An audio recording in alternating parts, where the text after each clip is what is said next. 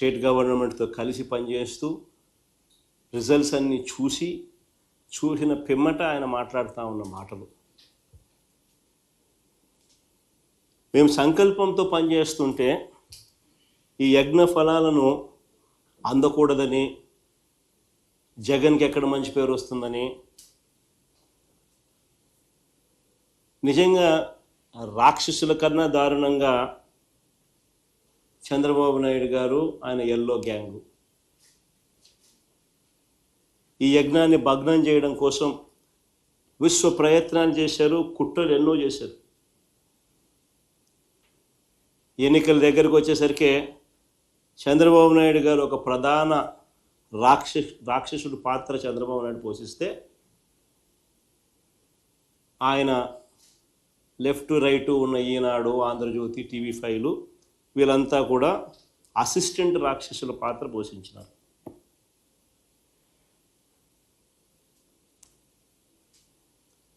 అలా టైంలో వాళ్ళు ఎన్నికల ముందు ఏ రకంగా దీన్ని దుష్ప్రచారం చేస్తూ మీ భూమి మీది కాదట, మీ భూమి మీది కాదంట, కాళ్ళ కింద నేల కదిలిపోతుందట, అసలు ఆ హెడ్డింగ్ లేనిది, అది రాసే రాత లేనిది, సొంత భూమి తగ్గిపోతుందంట. ఎన్ని అబద్ధాలు, ఎన్ని వక్రీకరణలు, వీళ్ళ దుర్మార్గం. నిజంగా ఎన్నికలు వచ్చేసరికి చూడండి, నెట్రాషన్ రైతు గుండెల్లో పలుగు రాళ్ళంట, రాళ్ళు పెట్టి రాళ్ళు పెట్టి ప్రత్యేకమైన డిస్టింక్ట్ రాళ్ళు తీసుకొని వచ్చి రైతుకు ఉచితంగా ఖర్చు లేకపోకుండా మనమే పెట్టి ఆ దాని మీద భూసురక్ష అని పేరు పెట్టి ఆ యూనిక్ రాళ్ళు వాళ్ళ దాంట్లో పాతి వాళ్ళకు మంచి చేస్తే రైతు గుండెల్లో పలుగు రాళ్ళంట.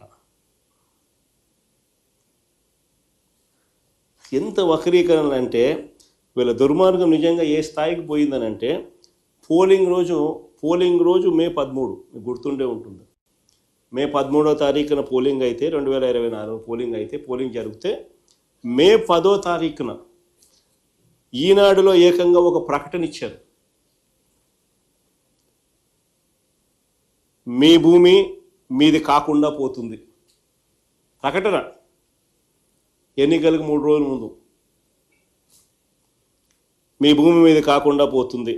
అక్కడితో ఆగిపోకుండా అంతటితో ఆగిపోలా, గుర్గావ్లో కొన్ని కోట్ల రూపాయలు ఖర్చు చేసి, ఢిల్లీలోని గుర్గావ్లో కొన్ని కోట్ల రూపాయలు ఖర్చు చేసి అక్కడి నుంచి IVRS కాల్స్ మన వాళ్ళకు, మన సెల్ ఫోన్లకు, వైఎస్ఆర్సీపీకి ఓటేస్తే మీ భూమి మీది కాకుండా పోతుంది,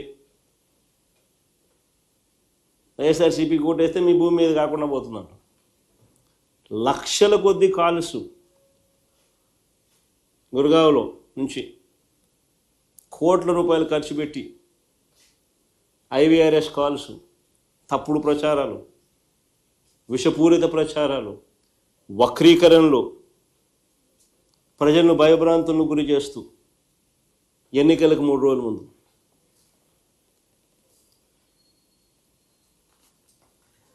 ఒకటే అడుగుతా ఉన్నా, చంద్రబాబు నాయుడు గారు తాత్కాలికంగా రాజకీయ ప్రయోజనం ఏదైనా పొంది ఉండవచ్చు, కానీ నిజాలన్నది ఎంతో కాలం తొక్కిపెట్టలేరు.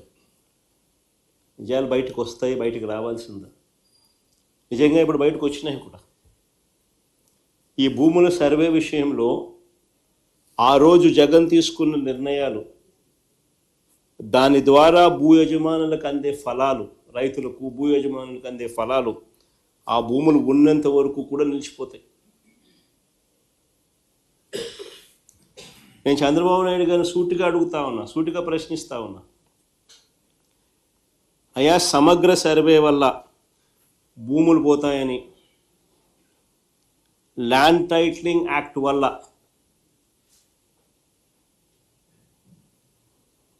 ప్రజల ఆస్తులు కబ్జాకు గురవుతాయని ఒక ప్రచారం చేసి, ఒక డ్రామా చేసిన ఈ చంద్రబాబు, ఇప్పుడు కేంద్ర ప్రభుత్వంలో భాగస్వామిగా ఉన్న ఈ చంద్రబాబు ఇప్పుడు పూర్తిగా యూటర్న్ ఎందుకు తీసుకున్నాడయ్యా అని అడుగుతాను.